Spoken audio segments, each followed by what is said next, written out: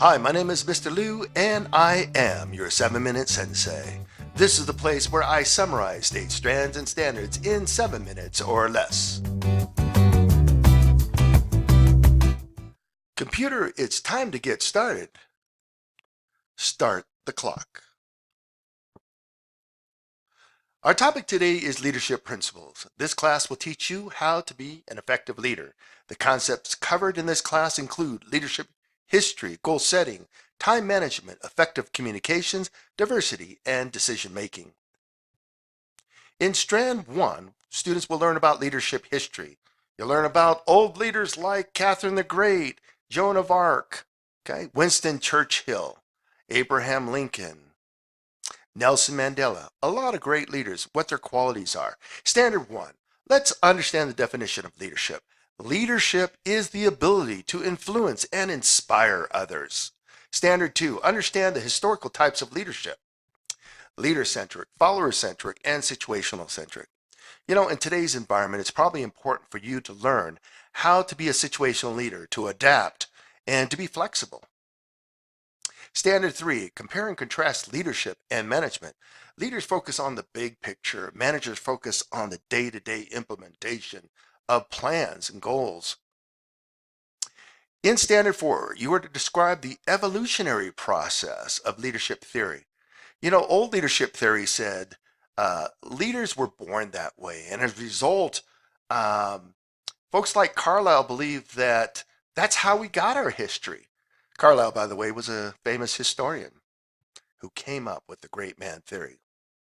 Eventually, you will learn about emerging leadership styles like authentic leadership and servant leadership. In Standard 5, you will describe 3 classic styles of leadership, from democratic leadership, saying, hey, I'd love to get your input, to autocratic, you know what, don't want your input, to laissez-faire, saying, hey, I trust you. You know what to do. You know where to find me. You're on your own. Standard 6, you'll learn the differences between theory X, which is very autocratic, Y, more democratic, and Z.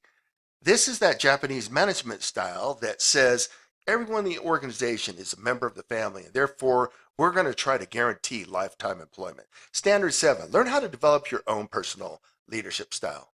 Every strand has a performance objective.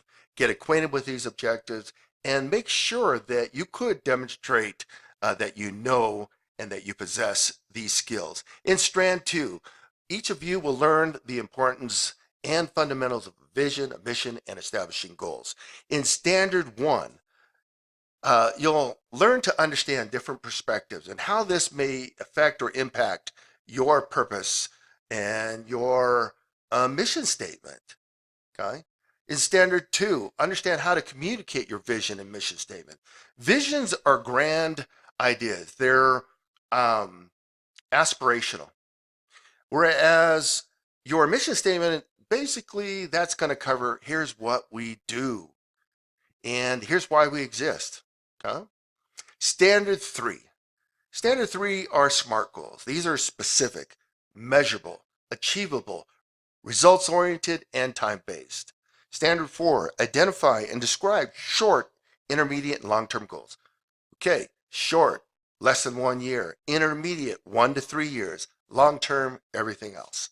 In Strand 3, you will understand the importance of time management and learn time management techniques. So you'll learn how to put together an agenda, how to put together your priorities, and how to delegate. In fact, in Strand 2, you'll learn the process, 5-step process for delegation. Step 1, identify the tasks. 2, select the right person for the job. 3, communicate your expectations. 4, monitor your progress. 5, evaluate the results. Moving on to Strand 4, you will understand effective strategies for communications. So in Standard 1, recognize the difference between nonverbal and verbal communications. Note that you cannot not communicate. So even if you're thinking, or not thinking that you're communicating nonverbally, you are communicating. In Standard 2, you learn about 4 basic styles of communications: aggressive, passive, passive-aggressive, and assertive. Note that passive aggressive is very unproductive, very negative. It's not wanting to be confrontational, therefore, you just kind of nod your head and appear to agree, but you really don't agree. It's better to be assertive, and that's speaking with confidence, expressing how you really feel in a diplomatic way. Okay, and standard 3, effective tools for communications, using and versus but, and not using always and never. Standard 4, compare and contrast I and you statements. I feel blah, blah, blah versus you always do it this way. Okay. Now, Strand 5, students will identify and understand the nature of diversity within an organization. So Standard 1, you'll discuss the effects and the power of diversity within your organization. You'll understand how leaders can increase diversity. And in Standard 3, you'll discuss what constitutes a subordinate or minority group and the concept of the glass ceiling. Typically, we're referring to women who were not able to rise to higher levels of management, but this is true of all minority groups. There is this glass ceiling. Standard 4, understand the ongoing debate about affirmative action and quotas. Standard or Strand 6, you will identify sources of power and how they're used. So in Standard 1, you'll learn about rewards, coercion, legitimacy, expertise, and referent.